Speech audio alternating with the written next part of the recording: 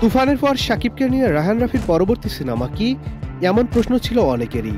এমন প্রশ্ন যখন ভক্তদের হৃদয়ে, ঠিক তখনই এলো নতুন খবর। শাকিব খান ও রায়হান রাফির জুটি হয়ে আবারও ফিরে আসছেন পর্দায়। তুফান 2 না হলেও নতুন নামে নতুন সিনেমা নিয়ে হাজির হবেন দুজন। নতুন সিনেমাটির নাম তাণ্ডব।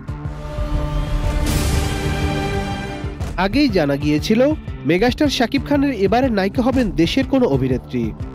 রায়হান রাফি পরিচালিত মেগাস্টার শাকিব খান অভিনীত তাণ্ডব সিনেমায় অভিনয় করবেন জনপ্রিয় অভিনেত্রী জয়া আহসান। এ ছবিতে গুরুত্বপূর্ণ একটি চরিত্রে অভিনয় করবেন তিনি। তাণ্ডবে শাকিবের বিপরীতে থাকবেন আরও একজন দেশি নায়িকা, তবে এ চরিত্রে চূড়ান্ত হয়নি কেউ। সিনেমার আইটেম গানও থাকতে পারে চমক, হাজির হতে পারেন জনপ্রিয় কোনো চিত্রনায়িকা। দ্রুতই শুরু হবে তাণ্ডব সিনেমার শুটিং। সিনেমাটি মুক্তি পাবে চলতি বছরের ঈদুল আজহায়। জমে উঠেছে